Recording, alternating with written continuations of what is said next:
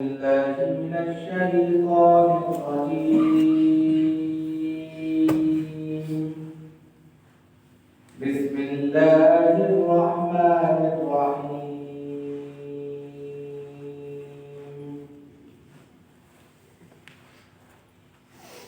قل هو الله أحد الله الصمد لم يلد ولم يولد ولم يكن له كفوا أحد.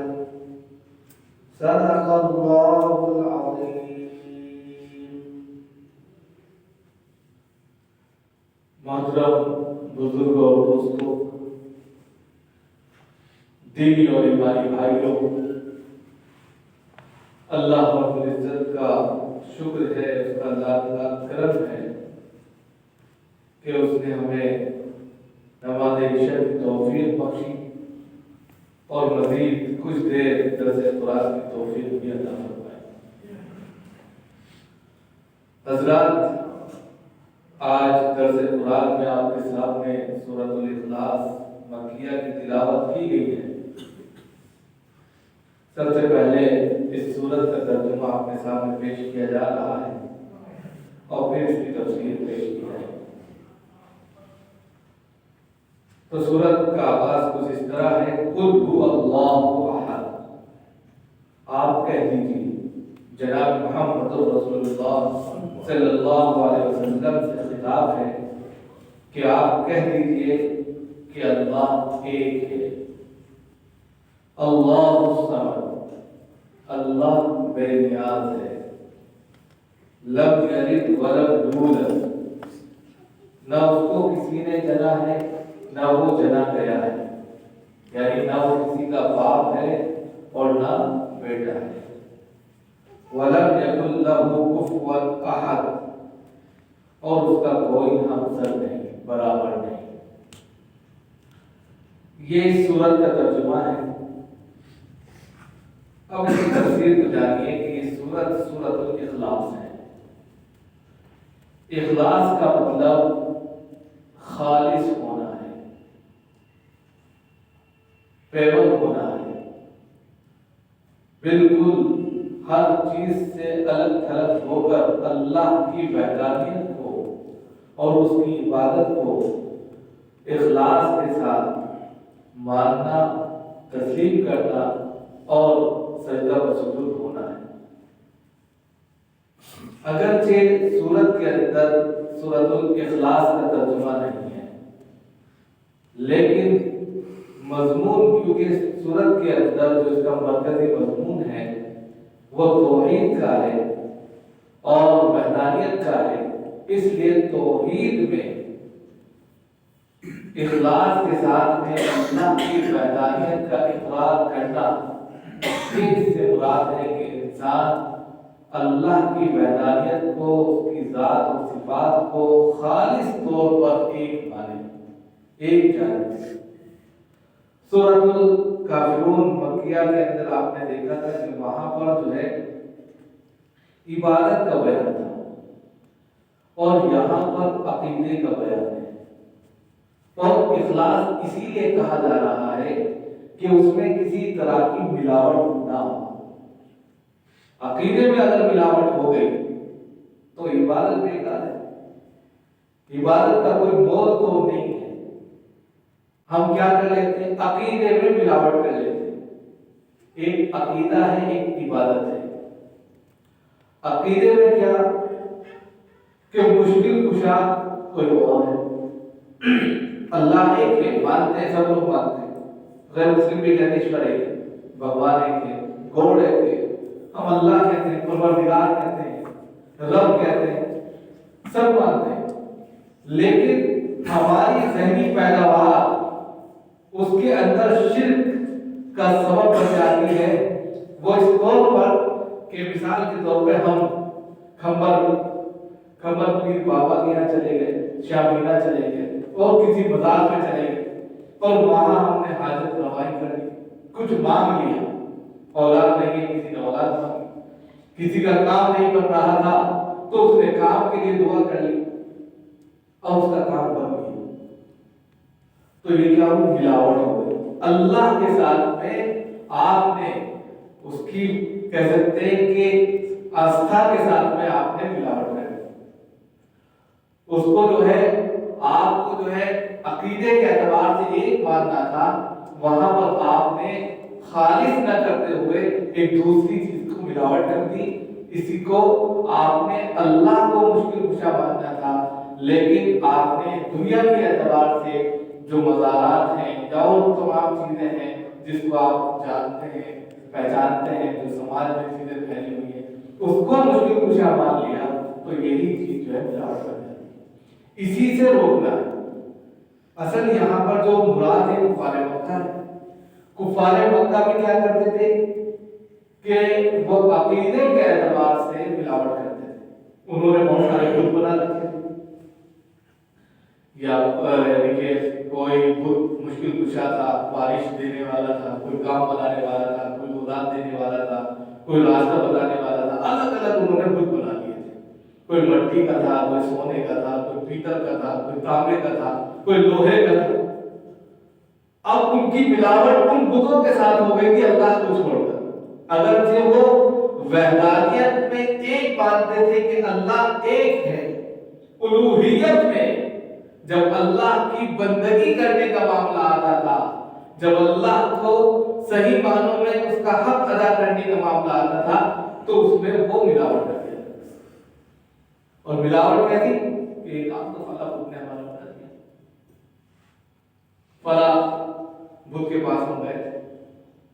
دیوی دیوتاؤں کا ان کے اندر ایک رجحان تھا. تو اسی لیے یہاں پر جو پہلا خطاب ہوا اخلاص کا ہوا، یعنی کہ آپ عقیدے کے اعتبار سے، عبادت کے اعتبار سے، بندگی کے اعتبار سے خالص ہو جائے. اس لیے سورۃ الاخلاص نازل. دوسرے اس سورت کے اندر ایک رکوع ہے اور 4 آیتیں ہیں. اس کے اندر جو ہے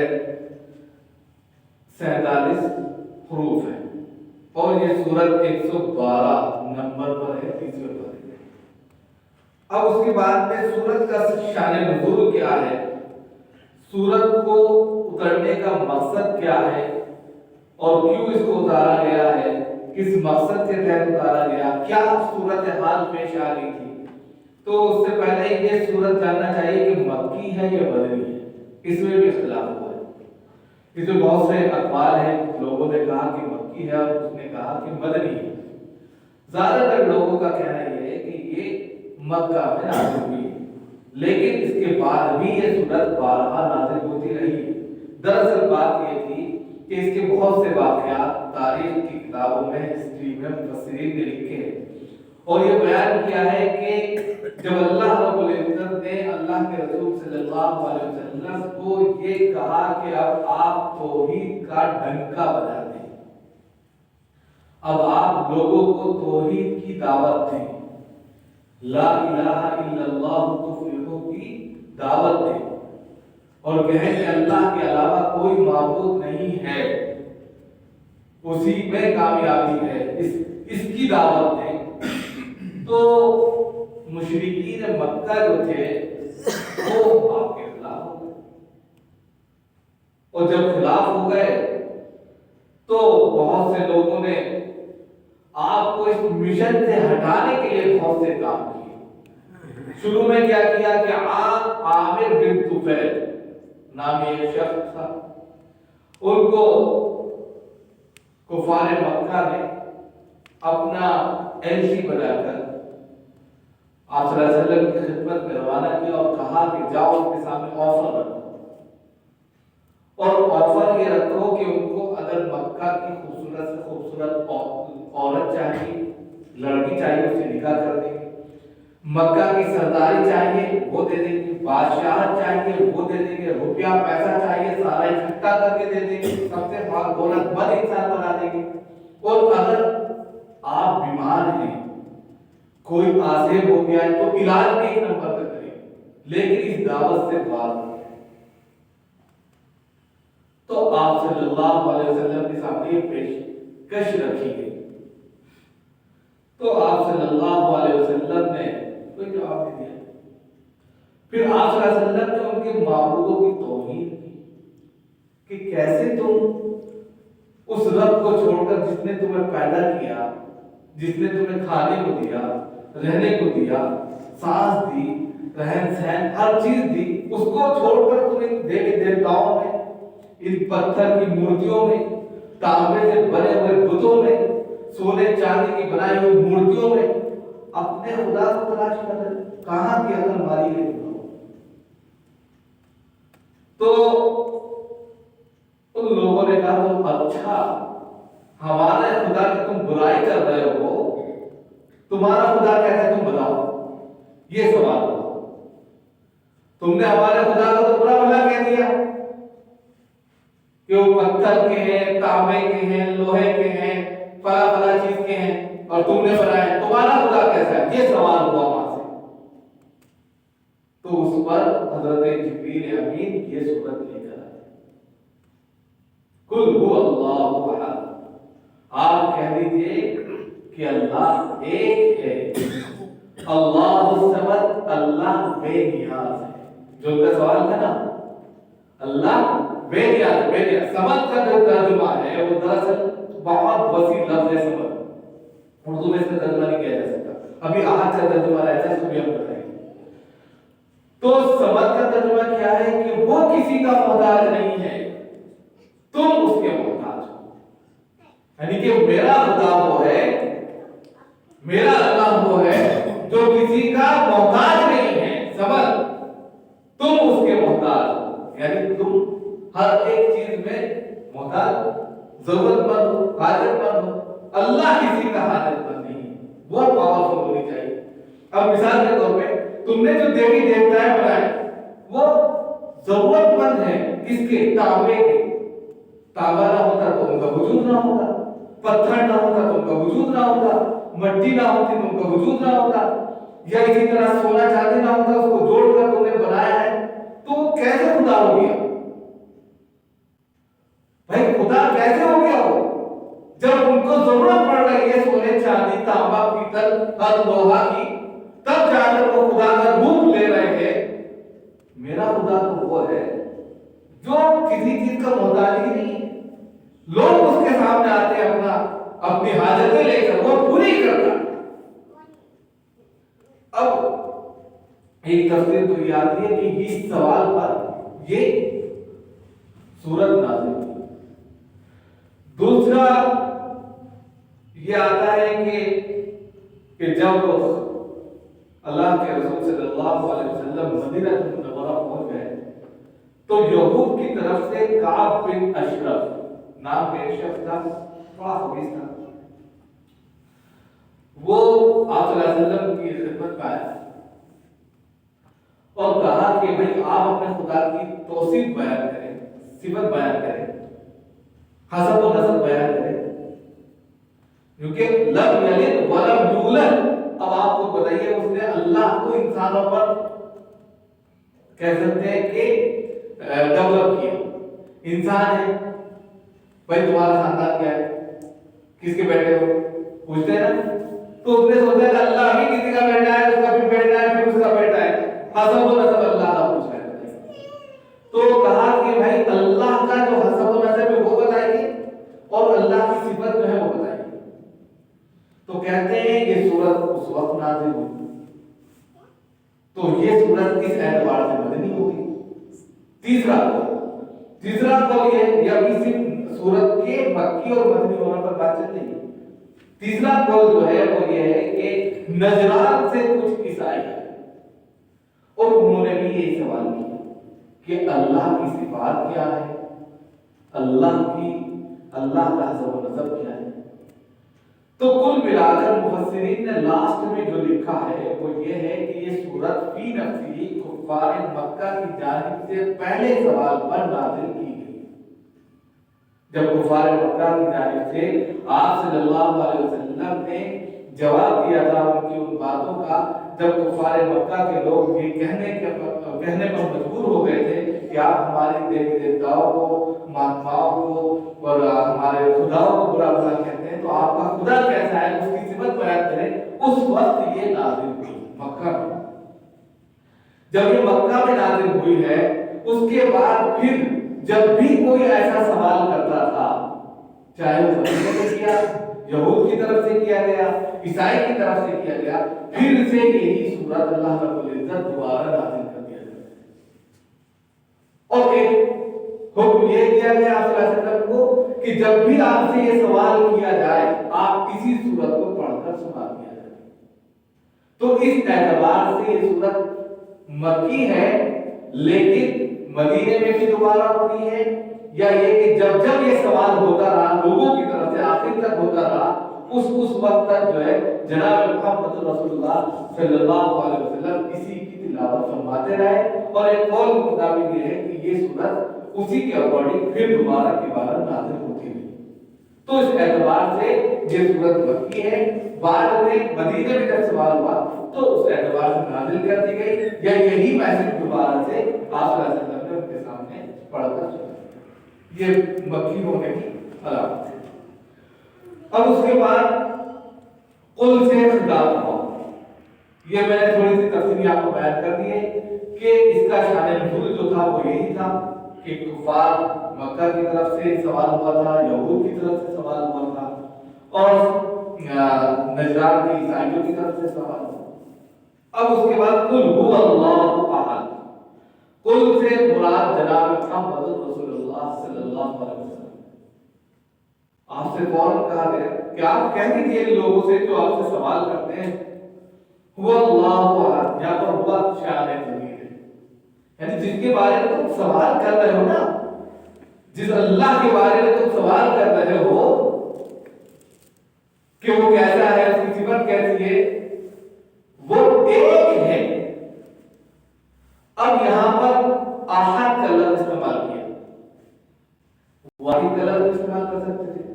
عربی میں واحد کے معنی بھی ایک آتے ہیں اور احد کا مطلب بھی ایک ہوتا ہے، لیکن اپنی زبان بڑی وسیع زبان ہے، ہر اعتبار سے اپنا کوئی مترادف لفظ نہیں رکھتی ہے، اپنے اندر ایک الگ دنیا بستی ہے۔ اردو میں تو اس کا ایک ہی ترجمہ ہوگا، ایک، واحد کا بھی ایک اور احد کا بھی ایک، لیکن اس میں بہت زیادہ کہہ سکتے ہیں کہ بلاغت ہے، اور اس کو وہی سمجھ سکتا ہے جو عربی کو جانتا ہو۔ دراصل کیا ہے کہ یہاں پر احد جب کہہ دیا گیا تو جزئیات کو ختم کر دیا گیا۔ واحد کے اندر لفظ واحد میں جزئیات ہوتے ہیں۔ مثال کے طور پہ آپ نے کہا ایک کرسی، آپ نے کیا کہا ایک کرسی یا ایک ٹیبل کا آپ نے، تو ٹیبل کو بننے کے لیے کئی چیزوں کی ضرورت ہوئی، اس میں کیل کی ضرورت لگی، اس میں جو ہے یہ پٹی کی ضرورت لگی، لکڑی کی ضرورت لگی، یہ کھمبے کی ضرورت لگی، یا اسی طرح الگ الگ کرسی کے پارٹ ہوتے ہیں، یا اسی طرح آپ نے کہا ایک قوم، ایک ذات، ایک قبیلہ، تو قبیلے کے اندر کتنے افراد ہوتے ہیں، ایک خاندان، تو وہاں پر واحد کا لفظ استعمال کرتے ہیں۔ جزئیات جس کے اندر موجود ہو، یا جو واحد کے مقابلے میں اثنین ثلاث کے بل مقابل ہو، مثال کے طور پر کوئی کہے خدا ایک، دو ہے، تین ہے، چار ہے، تو اس کا مقابل کیا ہوگا، واحد، اللہ ایک ہے، کس کے مقابلے میں، دو کے، تین کے، چار کے مقابلے۔ اور دوسرا مطلب کیا ہے کہ جزئیات جس کے اندر موجود ہے، جزئیات کا مطلب یہ ہے کہ ایک خاندان میں بہت سے لوگ ہو سکتے ہیں، ایک چیز کے اندر بہت ساری چیزیں مل کر ایک چیز بنتی ہے، یا اسی طریقے سے ہم لوگ سب بیٹھے ہوئے ہیں، مجلس ہے، لیکن اس مجلس میں 50 لوگ بیٹھے ہیں، تو یہ مجلس بنی۔ تو یہ جزئیات ہیں، الگ الگ اپنا ہر شخص مقام رکھتا ہے، لیکن احد کے اندر جزئیات نہیں ہے۔ اصل میں یہ کہنے کی ضرورت کیا ہے؟ کہنے کی ضرورت یہ آئی کہ اللہ ایک ہے، وہ جزئیات سے پاک ہے۔ تم نے جو خدا بنائے ہیں وہ جزئیات کا مجسم ہے۔ آپ نے سونا اکٹھا کیا ہو، یا چاندی اکٹھا کی ہو، یا تانبا اکٹھا کیا ہو، جب تم نے خدا کو بنایا تو جوائنٹ کیا، ٹانکے لگائے، یا اسی طرح پتھر سے تو ہتھوڑی اور چھینی سے اس کو جو تراشا، یا گارے اور مٹی سے بنایا تو اس کے اندر پانی اور دوسری تمام چیزیں ڈالی، تو وہ جزئیات کی شکل میں ایک شکل بنی. لیکن اللہ رب العزت جو ہے وہ جزئیات سے ہی پاک ہے، وہ ایک ہی ہے، وہ ایک ہے، وہ جیسا کوئی نہیں.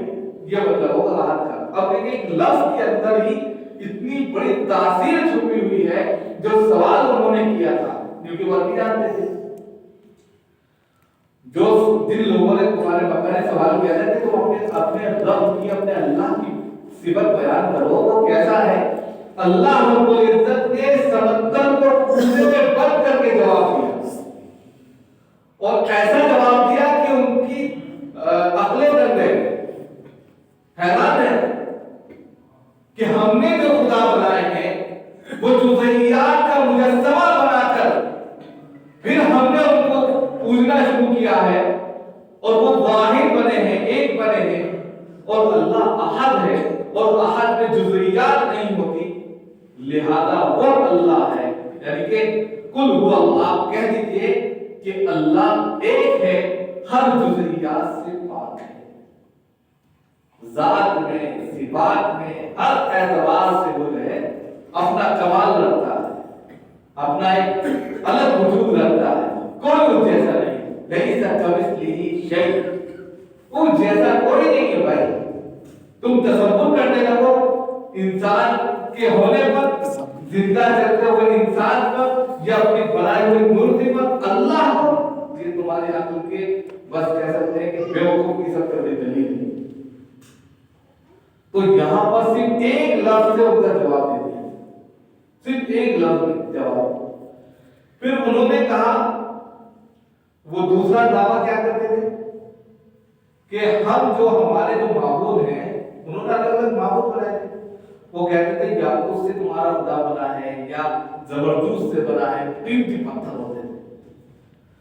تو اس کا بھی یہاں پر کہ یاقوت یا زبردست جو ہوتے ہیں، پتھر ہوتے ہیں، وہ جب ایک دوسرے سے ملتے ہیں تبھی تو بنتے ہیں.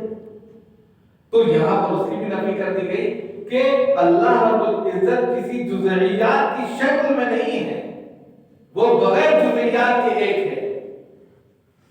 اور تم نے جو دیوی دیوتا بنائے ہیں وہ اس کی ایک نئی شکل اختیار کرتے ہوئے بنائے ہیں، اور جس کو تم کہتے ہو مشکل کشا، حاجت روا،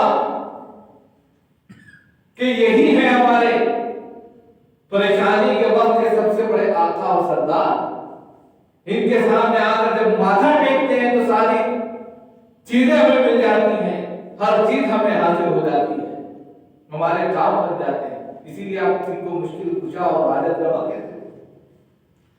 اللہ الصمد، ارے اللہ بے نیاز ہے، تم ان لوگوں کو کہہ رہے، ان پتھروں کو کہہ رہے جو خود محتاج ہے تمہاری بناوٹ کے، تمہارے دماغ کی سوچ اور فکر کے، تمہاری فنکاری کے، تم ان کو کہتے ہو کہ خدا ہے. خدا تو وہ ہوتا ہے، اسی لیے اللہ نے کہا اللہ بے نیاز ہے. اردو میں سمجھ کا کوئی ترجمہ نہیں کر سکتا، اور اس کا آخری ترجمہ یہی ہے کہ جس کو ضرورت نہ ہو، جو کسی چیز کا محتاج نہ ہو، دوسرے اس کے محتاج. اب بتائیے جو انہوں نے دیوی دیوتا بنائے تھے یا جو بت بنائے تھے، چاہے کسی بھی چیز کے تھے، وہ بت بنانے میں خود ان کی فنکاری کے محتاج تھے کہ نہیں تھے؟ اگر ان کی فنکاری نہ ہوتی، ان کا ڈھانچہ نہ تیار کیا ہوتا، وہ گارا مٹی اور دوسری تمام چیزیں لا کر وہ وجود نہ بخشا جاتا، تو کہاں سے وہ خدا ہوتا؟ تو اسی کو کہا کہ اللہ محتاج نہیں ہے، لوگ اس کے محتاج ہیں، دوسری تمام چیزیں اس کے محتاج ہیں، لہذا اللہ بے نیاز ہے. پھر دوسرا ان کا سوال یہ تھا اللہ کا حسب و نسب کیا ہے؟ یہ بات ہوگی. دوسرا سوال کیا تھا ان کا؟ اللہ کا حسب و نسب کیا ہے؟ تو یہاں پر اس نے جواب دیا گیا لم یلد ولم یولد. اللہ کا یعنی اس کا نہ اس کو نہ کسی نے جنا ہے، نہ اس کو نہ وہ جنا گیا ہے. مطلب نہ اللہ کا کوئی باپ ہے نہ بیٹا ہے. یعنی کہ تم جس طریقے سے اپنے خاندان میں اپنے لوگوں کو تصور کر رہے ہو تم خدا کو بھی ایسے تصور کرنے لگے. اگر خدا کا باپ ہوتا, اگر خدا کا بیٹا ہوتا, پھر وہ جو خدایت چل رہی ہے, یکتائیت چل رہی ہے, جو وحدانیت چل رہی ہے, وہ ختم ہو جاتی, وراثت تقسیم ہوتی. وہ ساری چیزیں ہوگی جو تم دنیا میں کرتے ہو, خاندانی اعتبار سے کرتے ہو. تو خدا کو لیسا کمثلہ شیء, جیسا تم سوچ رہے ہو انسانوں پر رکھ کر, ان کی تھنکنگ کو سمجھ کر کہ جیسا ایک انسان ہے اسی طرح اللہ بھی ہے, اللہ ایسا نہیں ہے. لیسا کمثلہ شیء, اس جیسا کوئی ہے ہی نہیں. لہذا نہ تو اللہ کا باپ ہے نہ اللہ کا کوئی بیٹا ہے, اس کا کوئی حسب و نسب نہیں. وہ اس سے پاک ہے, بری ہے. اس لیے کہ اگر باپ اور بیٹا ہوتا تو جس طریقے سے باپ بیٹے کو موت کا پتہ چلنا ہوتا ہے, اسی طرح پھر اللہ کو بھی مرنا ہوتا. اور اللہ کیا ہے؟ اللہ لا الہ الا هو الحی القیوم لا تأخذہ سنۃ ولا نوم. اللہ کو نہ تو نیند آتی ہے, نہ اونگ آتی ہے, نہ وہ زندہ ہو جاتا ہے, اس کو مرنا نہیں ہے. اللہ کو ختم ہی نہیں ہوتا, اس کو موت ہی نہیں. اور تم انسانوں پر رکھ کر اللہ کو توڑنا چاہتے ہو, باپ اور بیٹا کرنا چاہتے ہو. لہذا جس طرح باپ کو بیٹے کو موت آتی ہے تو تم اللہ کو بھی مارنا چاہتے ہو. اس سے جس طرح باپ اور بیٹے جو ہے کیا کرتے ہیں, وراثت میں اور ایک کے بعد دوسری گدی سنبھالنے میں لڑتے ہیں, جھگڑتے ہیں, اور ایک دوسرے کو کے مقام کو حاصل کرتے ہیں. اسی طرح تم اللہ کو سمجھ رہے, اس پر رکھ کر سمجھ رہے. تو اس سے بڑا بیوقوف انسان کون ہوگا کہ اللہ کو بالکل تم نے چھوٹا اور معمولی سمجھ لیا. وہ اللہ جس نے تمہیں پیدا کیا, اب تم اس کو سمجھ رہے ہو کہ وہ بھی کسی ہو, اس کو بھی کسی نے پیدا کیا, تو پھر وہ اللہ کا. لہذا یہاں پر صاف طور پہ کہہ دیا گیا کہ اللہ کا نہ تو کوئی باپ ہے نہ اللہ کا کوئی بیٹا ہے. اب جو لوگ حضرت عیسیٰ مسیح کے ماننے والے, حضرت عیسیٰ کو اللہ کا بیٹا مانتے ہیں, ان کی بھی نفی آ گئی. حضرت عزیر کو اللہ کا بیٹا مانتے ہیں, ان کی بھی نفی آ گئی. کئی چیزیں یہاں پر موجود ہیں. وَلَمْ يَكُنْ لَهُ كُفُوًا أَحَدٌ, اور اس کا کوئی ہمسر نہیں, اس کا کوئی شریک نہیں, اس کا کوئی برابر نہیں, اس کا کوئی ہم پلہ نہیں. اب اس سے پتہ چلا کہ اللہ رب العزت کے ساتھ میں کسی کو شریک ٹھہرانا, ساتھی ٹھہرانا سب سے بڑا شرک ہے, سب سے بڑا گناہ ہے. ان الشرک لظلم عظیم, شرک سب سے بڑا گناہ. اس لیے کہ جب اس کا کوئی ہم پلہ ہے ہی نہیں, ہمسر ہے ہی نہیں, برابر ہے ہی نہیں, تو تم اس کے سامنے دیوی دیوتاؤں کو لا کر اس کے برابر کر رہے ہو, اللہ کے سامنے اس کو پوج رہے ہو, گویا تم شرک کر رہے ہو. اور جب تم شرک کر رہے ہو تو اس کی سزا کیا ہے؟ ان اللہ لا یغفر ان یشرک به ویغفر ما دون ذلک لمن یشاء. اللہ رب العزت ہر چیز معاف کر دیں گے, شرک بھی معاف کریں گے. اب اس سے وہ لوگ سبق لیں جو اللہ کے ساتھ میں کسی کو ساتھی ٹھہراتے ہیں, شرک کرتے ہیں, چاہے وہ شرک جلی ہو یا شرک خفی. شرک جلی کیا ہے؟ کلم کھلا دیوی دیوتاؤں کو پوچھتے ہیں, اور شرک خفی یہ ہے کہ ذہن و دماغ میں تو یہ مانتے ہیں کہ اللہ ایک ہے, لیکن ذہن میں کیا رکھتے ہیں کہ ہم پیر بابا چلے جائیں گے, شاہ مینا چلے جائیں گے, کریر شریف چلے جائیں گے, اجمیر شریف چلے جائیں گے, وہاں جا کر ہماری حاجتیں پوری ہو جائیں گی, حاجت روا ہو جائیں گے. شرک ہے, یہ شرک ہے, اس سے بچنا چاہیے کیونکہ اس کی معافی نہیں ہے. دونوں طریقے سے قرآن نے اس کا لفظ استعمال کیا, ان اللہ لا یغفر ان یشرک بہ, اور ان الشرک لظلم عظیم کہا. لہذا عقیدے کے اعتبار سے بالکل مضبوط ہونا چاہیے. اسی لیے اس سورت کا مرکزی کردار, مرکزی مضمون ہی توحید ہے کہ توحید میں اخلاص ہونا چاہیے, اور توحید میں اللہ کو ایک ایسا مانا جائے کہ اس جیسا کوئی نہیں. اس کے ساتھ میں کسی کو شریک کرنا, ساتھی ٹھہرانا, اس جیسا تصور کر کے اس جیسی عبادت کر لینا سراسر گناہ ہے, اور گناہ عظیم ہے. اس کی پکڑ ہے, اور ایسی پکڑ ہے کہ معافی نہیں, ہر چیز کی معافی ہے, اس کی معافی نہیں. اب یہ سب تو یہ تو اس کی تفسیر ہوئی, لیکن اس سورت کے تعلق سے فضیلتیں بھی بہت آئی. فضیلت میں یہ ہے کہ کے بعد بات ختم ہو جائے گی کہ ایک مرتبہ اللہ کے رسول صلی اللہ علیہ وسلم نے ایک لشکر کو روانہ کیا اور روانہ کرنے کے بعد میں اس کی جو سردار تھے وہ ہر صورت میں نماز میں پڑھتے تھے، آخر میں قل اللہ پڑھتے تھے۔ جب وہ لشکر واپس آیا صلی اللہ علیہ وسلم کی خدمت میں تو وہاں کے دوسرے افراد نے کہا کہ سردار صاحب جو تھے جو ہم کے ساتھ تھے وہ ہر بار قل اللہ پڑھتے تھے، تو آپ صلی اللہ علیہ وسلم نے کہا تم جو کیوں پڑھتے تھے؟ تو انہوں نے کہا اللہ کے رسول صلی اللہ علیہ وسلم اس کے اندر توحید کا بیان ہے، مجھے یہ چیز بڑی محبوب ہے اس لیے میں اس کو پڑھتا تھا۔ تو آپ صلی اللہ علیہ وسلم نے کہا اللہ بھی تمہیں محبوب کرتا ہے۔ اسی طرح ایک اور حدیث میں ہے کہ ایک شخص جو ہے آپ صلی اللہ علیہ وسلم کی خدمت میں حاضر ہوئے اور انہوں نے کہا کہ اللہ کے رسول صلی اللہ علیہ وسلم مجھے سورہ اخلاص سے بڑی محبت ہے، تو آپ صلی اللہ علیہ وسلم نے کہا یہی محبت تمہیں جنت میں داخل کر دی۔ حضرت ابو ہریرہ سے روایت ہے، وہ کہتے ہیں کہ ایک مرتبہ اللہ کے رسول صلی اللہ علیہ وسلم نے کہا کہ سب لوگ جمع ہو جاؤ، آج رات میں تمہیں 1/3 قرآن سناؤں گا۔ سب لوگ جمع ہو گئے تو جناب محمد رسول اللہ صلی اللہ علیہ وسلم نے سورۃ الاخلاص کی تلاوت کی اور فرمایا یہ قرآن کا ایک تہائی حصہ، اگر کوئی شخص 3 مرتبہ اس کو پڑھ لے گویا کہ یہ قرآن کی اس نے تلاوت ہے، یہ بڑی فضیلت۔ اور ایک حدیث میں آتا ہے کہ کوئی شخص رات میں مت سوئے اس وقت تک جب تک سورہ اخلاص کو معوذتین نہ پڑھ لے، اور جو شخص اس کو پڑھ کر لیٹتا ہے وہ بیماری سے، آفتوں سے، مصیبتوں سے، ہر چیز سے پاک رہتا ہے، محفوظ رہتا ہے۔ تو یہ چیز اس کی فضیلتیں بھی ہیں۔ اللہ تعالیٰ ہم سب کو عمل کی توفیق عطا فرمائے، جو باتیں ہم نے کہی ہے قائم قائم رہنے کی۔ سبحان اللہ و بحمدہ، سبحان اللہ و بحمدہ، ونشهد ان لا اله الا انت، نستغفرك ونتوب الیک۔